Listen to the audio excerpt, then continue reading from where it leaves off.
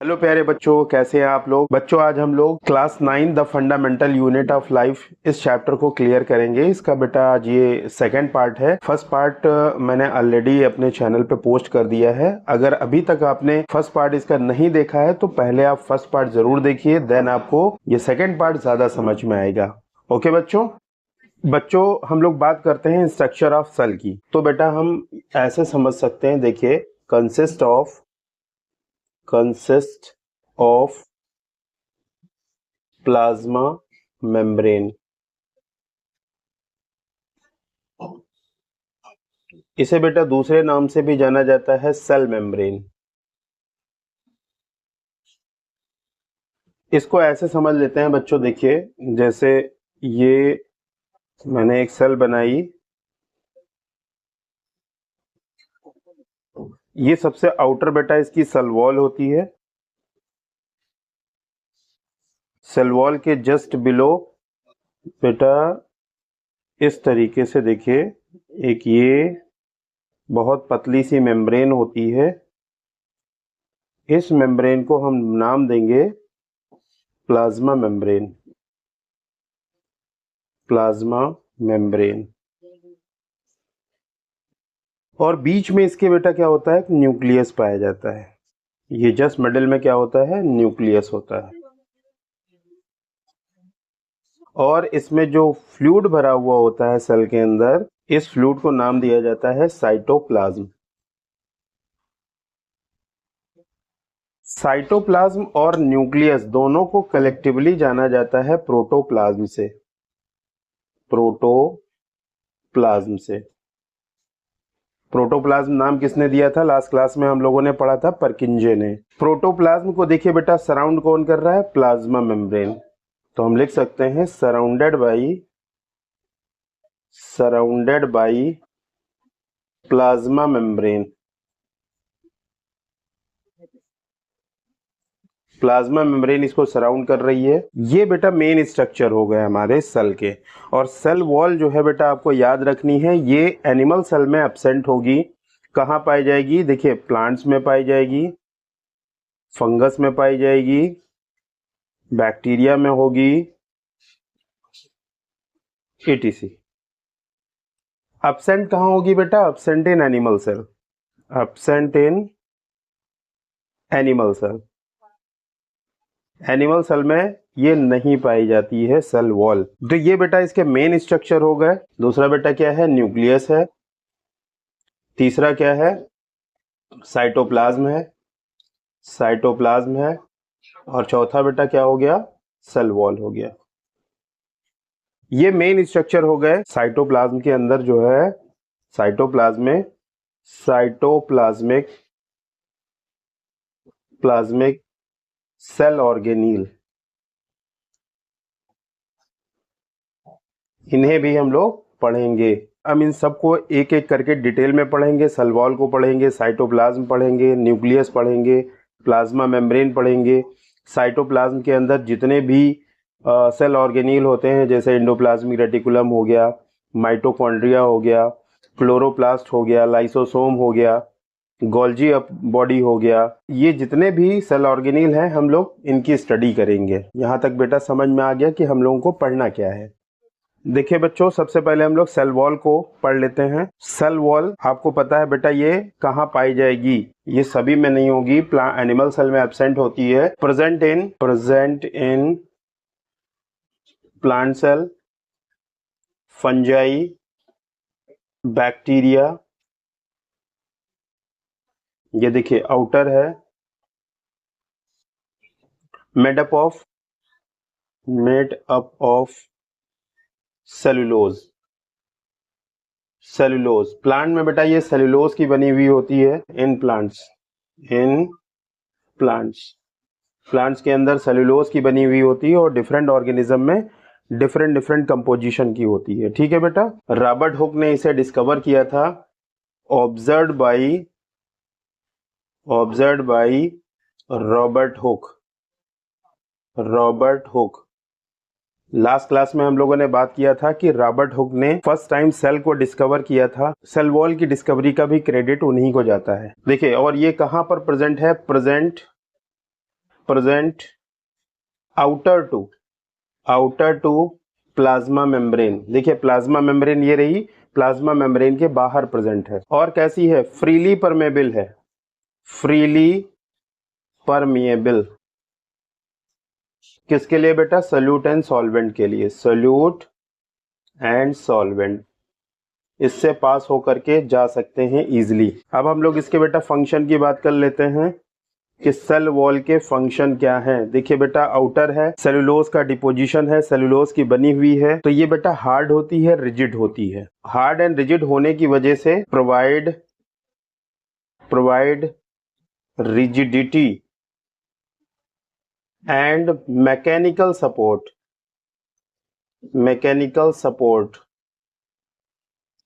Cell को बेटा ये मैकेनिकल सपोर्ट प्रोवाइड कराएगी, क्योंकि ये हार्ड एंड रिजिड होती है। हार्ड है तो ये सेल के शेप को भी मेंटेन कर लेगी, maintain shape of the cell के शेप को मेंटेन करेगी, क्योंकि बेटा ये हार्ड है। देखिए क्या है कि जब फ्रीली परमेबल है बेटा, यहाँ पर हम लोगों ने पॉइंट लिखा है फ्रीली परमेबल है, पानी इसके अंदर फ्रीली अंदर की तरफ मूव कर सकता है, और अगर पानी ज्यादा मूव कर गया तो ये बहुत ज्यादा स्वेलअप हो जाएगी, तो सेल फट सकती है। इसका मतलब है कि सेल वॉल क्या करती है, और सेल ऐसे देखा जाए सेल फटती नहीं है, इसका मतलब सेल वॉल इसको बस्टिंग से बचाती है, फटने से बचाती है। तो हम बेटा यहाँ पर पॉइंट ऐड अप कर सकते हैं, प्रिवेंट सेल फ्रॉम बस्टिंग, फटने से इसको बचाती है। रूट के अंदर बेटा जो रूट हेयर पाए जाते हैं, रूट हेयर की आउटर मेम्ब्रेन भी क्या है? सेल वॉल है, और रूट हेयर का काम होता है वाटर और मिनरल को एब्जॉर्ब करना। तो इसका मतलब ये हुआ सेल वॉल हेल्प करती है वाटर और मिनरल के एब्जॉर्प्शन में बाय द रूट। तो पॉइंट बेटा ऐड कर लीजिए, absorb water and minerals in root. Fungi plant cell bacteria में प्रेजेंट है, आउटर है प्लाज्मा मेम्ब्रेन से, सेलुलोज की बनी है, रॉबर्ट हुक ने इसको ऑब्जर्व किया, फ्रीली परमेबल है। फंक्शन देखे जाएं तो बेटा रिजिडिटी और मैकेनिकल सपोर्ट प्रोवाइड कराती है, सेल के शेप को मेंटेन करती है, सेल को बस्टिंग से बचाती है, और मिनरल और वाटर का एब्जॉर्प्शन कराती है बाय द रूट। ये कुछ इंफॉर्मेशन थी सेल वॉल के बारे में जो आपको याद रखना जरूरी है। देखिए बच्चों हम लोग बात करते हैं प्लाज्मा मेम्ब्रेन या सेल मेम्ब्रेन की। तो प्लाज्मा मेम्ब्रेन बेटा ऐसे आप समझ लीजिए कि एक कोई सेल है, जैसे बेटे देखिए ये सेल है, और ये सेल के बाहर का ये सराउंडिंग इन्वायरमेंट हो गया, और ये सेल के अंदर का इंटरनल इन्वायरमेंट हो गया। तो सराउंडिंग इन्वायरमेंट और इंटरनल इन्वायरमेंट के बीच में कौन है? प्लाज्मा मेम्ब्रेन है। तो ये सेपरेट करती है सेल को उसकी सराउंडिंग से, और बेटा कैसी होती है? इलास्टिक नेचर की होती है, और बहुत ही माइन्यूट पतली होती है। थिकनेस बेटा लगभग कितनी होती है? थिकनेस अगर इसकी देखी जाए, थिकनेस प्लाज्मा मेम्ब्रेन की बेटे तो ये होगी 6 to 10 nanometre approximately.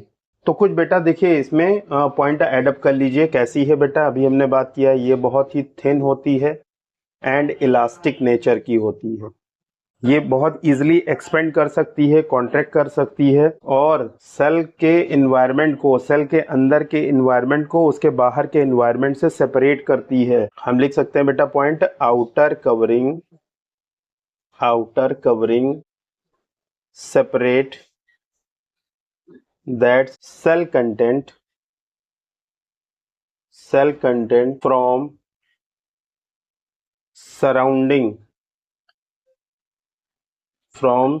surrounding environment। Surrounding environment से सेल के अंदर के मटेरियल को बेटा सेपरेट करने का काम कौन करता है? प्लाज्मा मेम्ब्रेन करती है। अगर हम लोग बेटा इसके स्ट्रक्चर की बात करें कि इसका स्ट्रक्चर कैसा दिखेगा, स्ट्रक्चर देखिए बच्चों इसका स्ट्रक्चर कुछ इस तरह दिखेगा। ये बेटा जो लेयर है, ये लेयर ये फास्फोलिपिड है, फास्फोलिपिड की बाई लेयर है। देखिए एक ऊपर लेयर है फास्फोलिपिड की और एक नीचे लेयर है, तो हम इसे लिख सकते हैं क्या बेटा? Phospholipid by layer, phospholipid by layer की बनी हुई होती है। कुछ प्रोटीन देखिए इस सेल मेम्ब्रेन के अंदर एम्बेडेड है और कुछ बेटा उसकी सरफेस के ऊपर प्रेजेंट है। जो सरफेस के ऊपर प्रेजेंट है इन्हें कहते हैं बेटा एक्सट्रिंसिक प्रोटीन।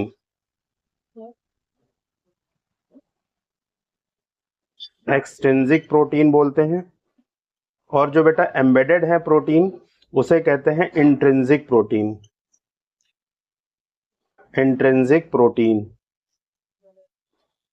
ये दोनों प्रोटीन के मॉलिक्यूल इसमें मूव करने के लिए एबल होते हैं। मींस प्लाज्मा मेम्ब्रेन में ये उसी तरीके से मूव करती हैं जिस तरीके से एक समुद्र में एक जो बर्फ का टुकड़ा होता है जिसको आइसबर्ग कहते हैं, वो आइसबर्ग जिस तरीके से समुद्र में तैरता रहता है इसी तरीके से प्लाज्मा मेम्ब्रेन में प्रोटीन के मॉलिक्यूल फ्लोट करते हैं। एबल टू मूव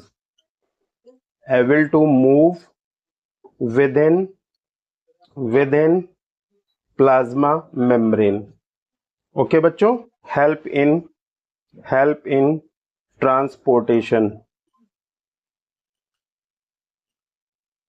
ट्रांसपोर्टेशन में हेल्प करते हैं।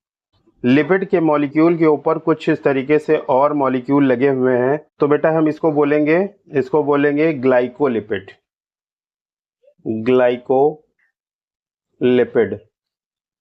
और देखिए प्रोटीन के मॉलिक्यूल पे जो लगे हुए हैं इनको बोलेंगे ग्लाइकोप्रोटीन।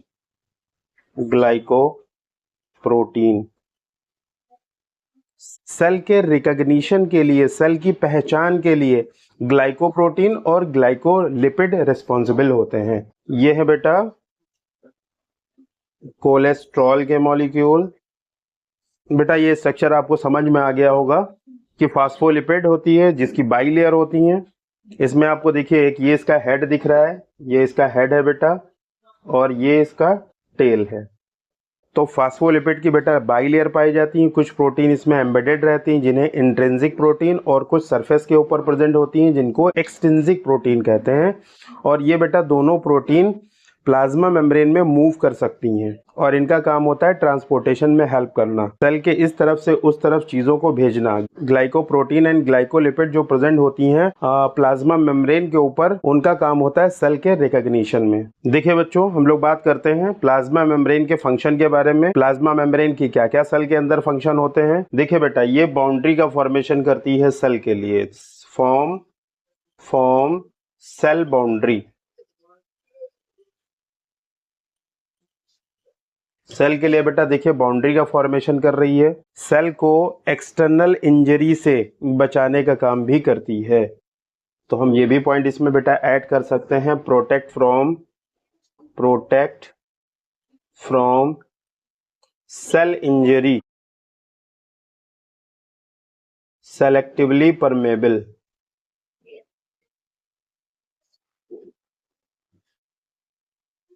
सेलेक्टिवली परमेबल होती है और इसका मतलब ये हो गया बेटा कि ओनली सेलेक्टेड पार्टिकल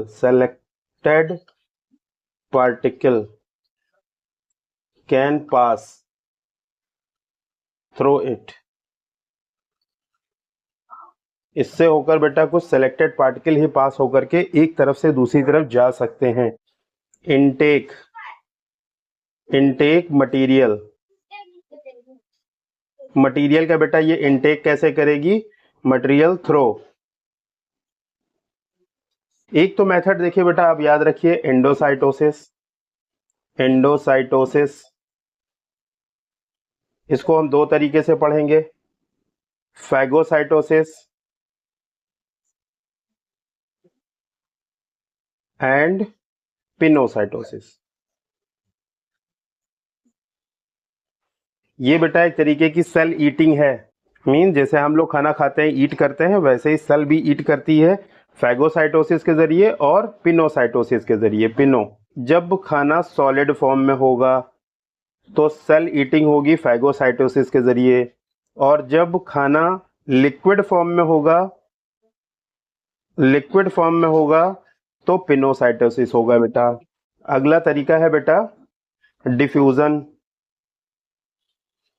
डिफ्यूजन। इसके थ्रू भी सेल इनटेक करती है मटेरियल को।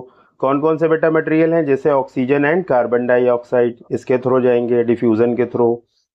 और बेटा अगला मेथड जैसे ऑस्मोसिस, ये भी एक प्रकार का डिफ्यूजन ही है। ऑस्मोसिस के थ्रू बेटा वाटर इनटेक करती है सेल। और बेटा एक्टिव ट्रांसपोर्ट है, एक्टिव ट्रांसपोर्ट, ट्रांसपोर्ट इसमें बेटा एनर्जी की रिक्वायरमेंट होती है, require energy, require energy. Osmosis and diffusion बेटा ये दोनों क्या है, पैसिव ट्रांसपोर्ट है। आप इसके बारे में याद रखिए, ये दोनों बेटा क्या है, पैसिव ट्रांसपोर्ट है, पैसिव ट्रांसपोर्ट। और पैसिव ट्रांसपोर्ट में बेटा कभी भी एनर्जी की रिक्वायरमेंट नहीं होती है। सेल के ये फंक्शन आपको याद रखने पड़ेंगे। सेल बेटा बाउंड्री का फॉर्मेशन करती है, सेल को बचाती है इंजरी से, सेलेक्टिवली परमेबल होती है, सेलेक्टेड पार्टिकल की एंट्री ही इसके थ्रू हो सकती है। फूड इनटेक ये डिफरेंट मेथड से करती है, जैसे बेटा इंडोसाइटोसिस, जिसमें फैगोसाइटोसिस एंड पिनोसाइटोसिस। फैगोसाइटोसिस बेटा कब होगा, जब खाना सॉलिड फॉर्म में होगा, जब लिक्विड फॉर्म में होगा तो पिनोसाइटोसिस। डिफ्यूजन के oxygen and carbon dioxide, osmosis के थ्रू वाटर, और एक्टिव ट्रांसपोर्ट जिसमें एनर्जी की रिक्वायरमेंट होगी। इन मेथड से ये फूड को इनटेक करेगी सेल। और रोल कौन प्ले कर रहा है, प्लाज्मा मेम्ब्रेन। परमेबिलिटी के बेस पर बेटा सेल मेम्ब्रेन कितने तरह की होती हैं। देखिए बेटा पहली टाइप की जो मेम्ब्रेन है वो कहलाती है इम्परमिएबल, इम्परमिएबल मेम्ब्रेन। ये वो मेम्ब्रेन होती है बेटा जो अपने से होकर किसी भी पार्टिकल को पास होने ही नहीं देती है। Do not allow the movement of particle. ये बेटा अलाउ नहीं करती है पार्टिकल को अपने से होकर मूव करने के लिए। दूसरे टाइप की जो मेम्ब्रेन है वो कहलाते बेटा semi permeable membrane.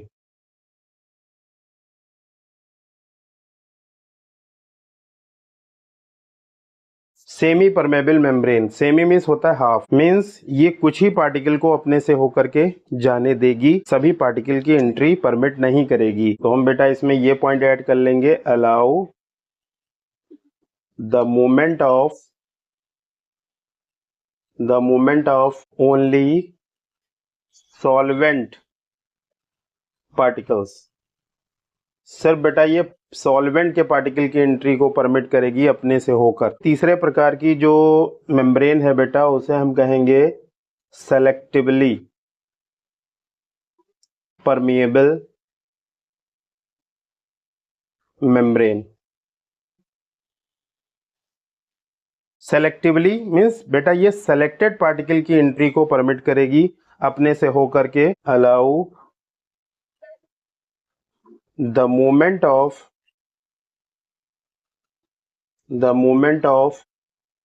selected particles,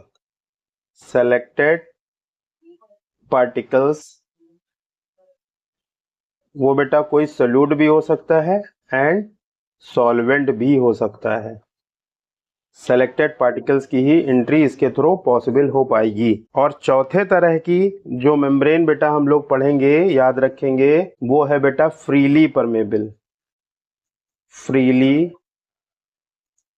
permeable membrane.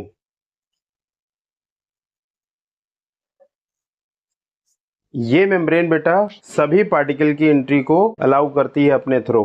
Allow all type of substances to pass through it. Material को इनटेक करने के जो बेटा मेथड हैं, उन मेथड में एक मेथड बेटा डिफ्यूजन है। जितने भी मेथड हैं हम सभी को हम लोग पढ़ेंगे, इसमें एनर्जी की रिक्वायरमेंट नहीं होती है। प्लाज्मा मेम्ब्रेन के अक्रॉस पार्टिकल का मूवमेंट बेटा कंसंट्रेशन के थ्रू होता है, और ये एक तरह का बेटा क्या है, पैसिव ट्रांसपोर्ट है। पैसिव ट्रांसपोर्ट, ये इस ट्रांसपोर्ट में बेटा एनर्जी की रिक्वायरमेंट नहीं होती है। हम लिख सकते हैं no need of energy energy की रिक्वायरमेंट बेटा यहाँ पर नहीं होती है। इसमें बेटा मूवमेंट कैसे होता है याद रखिए आप लोग, movement of substances from region of higher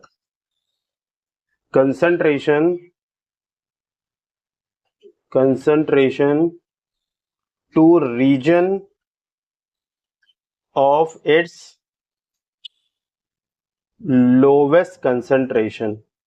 चीजें मूव करेंगी higher concentration to lower concentration. इसको देखिए बेटा ऐसे आप समझ लीजिए कि जैसे ये एक सेल है कोई, ये बेटा एक सेल हो गई, ये सेल है। सेल के सराउंडिंग इन्वायरमेंट में बेटा देखिए ऑक्सीजन जो है, जैसे ऑक्सीजन है, ऑक्सीजन सेल के सराउंडिंग इन्वायरमेंट में या एटमॉस्फेयर में बेटा कितना होता है 21%। और कार्बन डाइऑक्साइड CO2 ये बेटा होता है 0.03%। ये कंसंट्रेशन है बेटा कहां पर, एटमॉस्फेयर में। अगर इसके कंपेयर में सेल के अंदर इसका कंपैरिजन बेटा अगर सेल से किया जाए तो सेल के अंदर बेटा ऑक्सीजन जो होगी वो होगी less than atmosphere.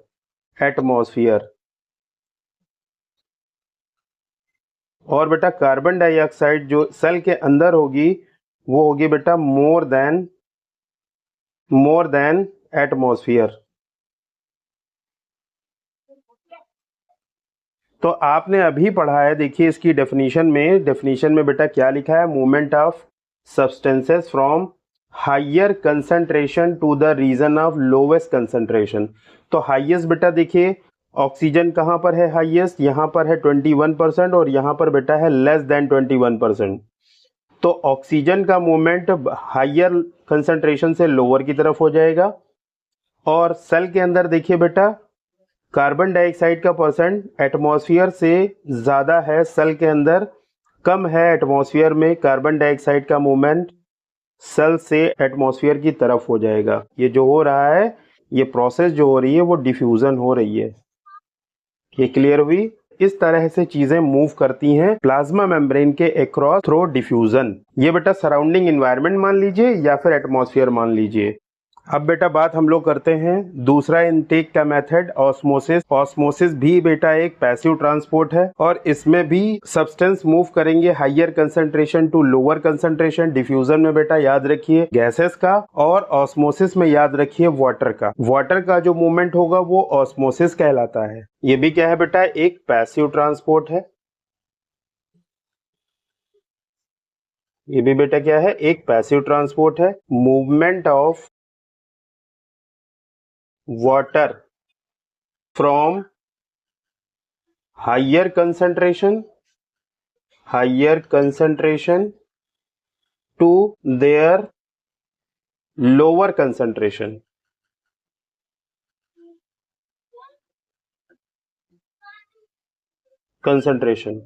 across the plasma membrane,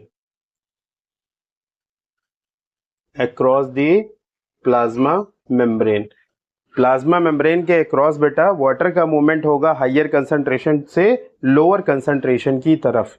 उसे हम क्या कहेंगे बेटा, क्या नाम देंगे, ऑस्मोसिस। और बेटा प्लाज्मा मेम्ब्रेन अभी आपने पढ़ा था जो सेमी परमेबल मेम्ब्रेन, उसके थ्रू ही सॉल्वेंट के पार्टिकल का मूवमेंट हो रहा था। तो हम यहाँ पर प्लाज्मा मेम्ब्रेन कैसी होगी बेटा, सेमी परमेबल होगी। देखिए बेटा सेल की कंसंट्रेशन से रिलेटेड एक कॉन्सेप्ट हम लोग सीख लेते हैं। देखिए बेटा ये वाला जो है कंटेनर, इस कंटेनर को हमने एक स्पेसिमेन के फॉर्म में ले लिया और इसमें बेटा हमने क्या डाला, सॉल्ट डाला प्लस वाटर डाला। सॉल्ट एंड वाटर इसमें फिलअप कर दिया है, सभी में सॉल्ट प्लस वाटर, इसमें भी बेटा सॉल्ट प्लस वाटर। अगर इसकी बेटा कंसंट्रेशन हम लोग ले लेते हैं, इसकी कंसंट्रेशन को मैंने C ले लिया और यहाँ पर हमने भी कंसंट्रेशन बेटा कितनी ली है, C ली है। और यहाँ पर बेटा हो गई मोर देन C और यहाँ पर बेटा है लेस देन C। जो कंसंट्रेशन बेटा हमने इस स्पेसिमेन में लिया है वही कंसंट्रेशन देखिए यहाँ पर है। इससे ज्यादा कंसंट्रेशन यहाँ पर है और इससे कम कंसंट्रेशन बेटा यहाँ पर है। ये बात समझ में आई है? तो इसके कंपेयर में देखिए, इस स्पेसिमेन के कंपेयर में ये वाला जो सॉल्यूशन है बेटा वो इसके आइसोटोनिक होगा, आइसोटोनिक होगा।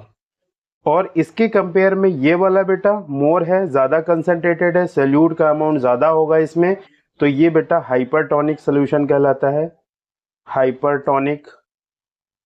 और ये वाला जो सॉल्यूशन है बेटा इसकी कंसंट्रेशन इससे कम है, तो इसे कहेंगे बेटा हाइपोटोनिक, हाइपोटोनिक सॉल्यूशन। ये बेटा टोनिसिटी समझ में आ गई आपको। और हमेशा आप याद रखिए कि जब भी वाटर का बेटा मूवमेंट होगा, हाइपरटोनिक और हाइपोटोनिक में बेटा आप ऐसे समझ लीजिए कि पानी का कंसंट्रेशन बेटा यहाँ ज्यादा है और यहाँ पर कम है, तो पानी यहाँ से यहाँ मूव करेगा। वाटर का मूवमेंट हमेशा बेटा यहाँ से यहाँ को होगा, वाटर मूव करेगा from hypotonic solution to hypertonic solution. Clear है बेटा ये कॉन्सेप्ट आपको? देखिए बच्चों, थोड़ा सा और इजी वे में समझते हैं। बेटा ये क्या है? Semi permeable membrane. मेम्ब्रेन के इस तरफ बेटा जो सॉल्यूशन भरा हुआ है उसकी कंसंट्रेशन कितनी है? C है। और इसके इस तरफ जो सॉल्यूशन भरा हुआ है उसकी कंसंट्रेशन भी C है। मींस ये दोनों सॉल्यूशन कैसे हैं बेटा? आइसोटोनिक हो गए, आइसोटोनिक हो गए। तो बेटा यहाँ पर ऑस्मोसिस नहीं होगी, नो ऑस्मोसिस। मींस वाटर का मूवमेंट नहीं होगा अक्रॉस द मेम्ब्रेन। और यहाँ पर बेटा ऐसे समझ लीजिए कि एक तरफ मैंने भरा हाइपोटोनिक सॉल्यूशन, हाइपोटोनिक, और एक तरफ बेटा हमने भरा है हाइपरटोनिक। यहाँ पर टोनिसिटी में डिफरेंस है दोनों में, एक तरफ हाइपोटोनिक है और एक तरफ हाइपरटोनिक है। तो वाटर का मॉलिक्यूल बेटा हाइपोटोनिक से हाइपरटोनिक की तरफ मूव कर जाएगा, जो वाटर के मॉलिक्यूल होंगे। यहाँ से बेटा यहाँ पानी जाएगा, यहाँ पर बेटा ऑस्मोसिस हो रहा है, तो हम लिख सकते हैं ऑस्मोसिस अकर। अब हम लोग बेटा प्लाज्मोलिसिस और डीप्लाज्मोलिसिस के कॉन्सेप्ट को समझते हैं। देखिए बच्चों, ये सेल है, ये सेल हो गई। दो बीकर जो हमने लिए हैं, एक में बेटा हमने हाइपरटोनिक और एक में हमने हाइपोटोनिक सॉल्यूशन लिया है। ये वाला सॉल्यूशन बेटा कैसा है? Hypertonic, hypertonic solution. और यहां पर बेटा हमने हाइपोटोनिक सॉल्यूशन लिया है।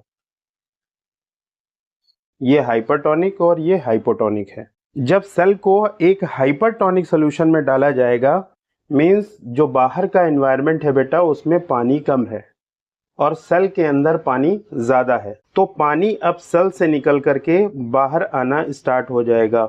और कब तक आता रहेगा बेटा? जब तक के अंदर और बाहर दोनों तरफ का कंसंट्रेशन इक्वल ना हो जाए। Water eliminate, eliminate from the cell. देखिए बेटा, सेल से पानी इसमें एलिमिनेट हो रहा है और सॉल्यूशन जो हाइपरटोनिक सॉल्यूशन है उसमें जाके वो मिक्स हो रहा है due to osmosis, due to osmosis, osmosis.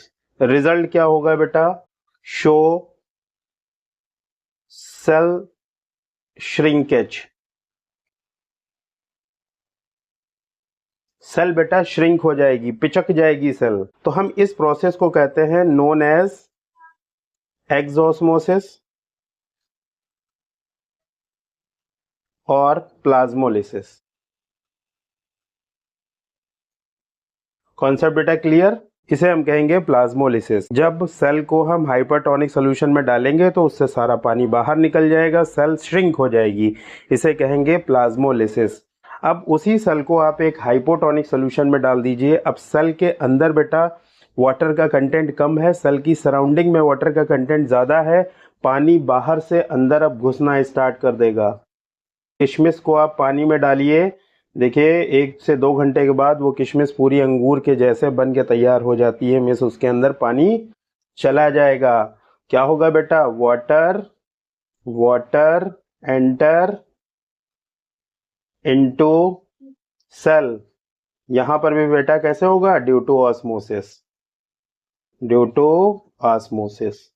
Result क्या होगा बेटा? सेल बिकम टर्जिड, सेल बेटा फूल जाएगी, क्या कैसी हो जाएगी, सोलेन, फूल जाएगी। प्रोसेस क्या कहलाएगी, नोन एज एंडोस्मोसिस। इसको एंडोस्मोसिस या फिर बेटा दूसरे नाम से जानेंगे हम लोग डीप्लाज्मोलिसिस। ये बेटा कॉन्सेप्ट समझ में आ गया है। अब बच्चों हम लोग पढ़ लेते हैं ऑस्मोसिस के सिग्निफिकेंस क्या है, क्या फायदे हैं, सेल को क्या इससे फायदा पहुंचता है। ये इंपॉर्टेंट है सभी लिविंग ऑर्गेनिज्म के लिए, क्योंकि मटेरियल का ट्रांसपोर्ट होना जरूरी है उनके प्रॉपर मेटाबॉलिक एक्टिविटी के लिए। Important for all living organism.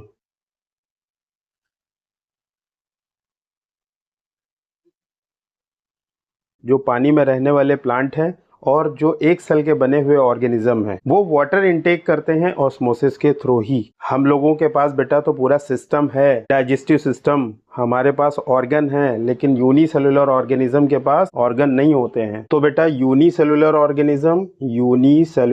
Organisms and aquatic plants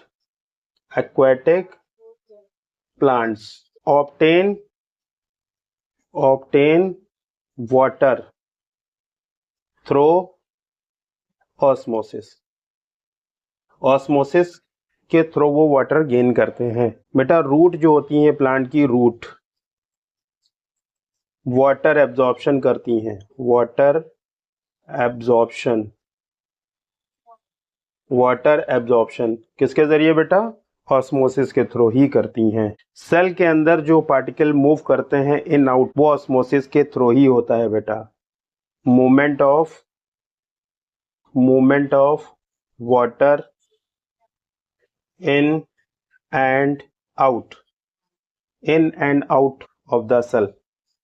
cell के अंदर जो बेटा पानी इन आउट होता है वो ऑस्मोसिस के थ्रू ही होता है। तो ये कुछ इसके सिग्निफिकेंस हैं, आपकी क्लास के लिए इतने सफिशिएंट है, याद रख लीजिए आप लोग। समझ में आ गई चीजें बेटा अभी हम लोगों ने पैसिव ट्रांसपोर्ट पढ़ा जिसमें एनर्जी की रिक्वायरमेंट नहीं थी, उसमें हम लोगों ने डिफ्यूजन और ऑस्मोसिस पढ़ लिया। एक्टिव ट्रांसपोर्ट उसके जस्ट अपोजिट है बेटा, इसमें हमें एनर्जी की रिक्वायरमेंट होगी। पैसिव ट्रांसपोर्ट में आप देख रहे थे कि पार्टिकल्स का जो मूवमेंट था वो हाइयर टू लोअर था, बट यहाँ पर एनर्जी को खर्च किया जा रहा है तो पार्टिकल का मूवमेंट बेटा लोअर टू हाइयर कंसंट्रेशन होगा। क्लियर है। रिक्वायर एटीपी और पार्टिकल्स का मूवमेंट कैसा होगा, movement of substances from lower concentration to their higher concentration। Particle का बेटा मूवमेंट कहां से होगा, लोअर टू हाइयर कंसंट्रेशन होगा। इसमें एनर्जी की रिक्वायरमेंट होती है। ठीक है बेटा, इसमें देखिए चैनल और गेट की जरूरत पड़ती है। जो अभी हम लोगों ने प्लाज्मा मेम्ब्रेन पढ़ा उसमें हम लोगों ने देखिए बेटा एक्सट्रिंसिक प्रोटीन, इंट्रिंसिक प्रोटीन पढ़ी। तो प्रोटीन का काम होता है सब्सटेंस को अक्रॉस द मेम्ब्रेन मूव कराना, तो उसमें कुछ गेट होते हैं, चैनल होते हैं, उन गेट को खुलने और बंद होने में एनर्जी की रिक्वायरमेंट होती है। तो बेटा एक्टिव ट्रांसपोर्ट उन्हीं के थ्रू हो जाएगा। नेक्स्ट टॉपिक बेटा एंडोसाइटोसिस, ये भी एक फूड इनटेक करने का मेथड है। इसमें बेटा सॉलिड और लिक्विड फॉर्म में जो फूड है उनको इनटेक किया जाएगा। Intake of food material through plasma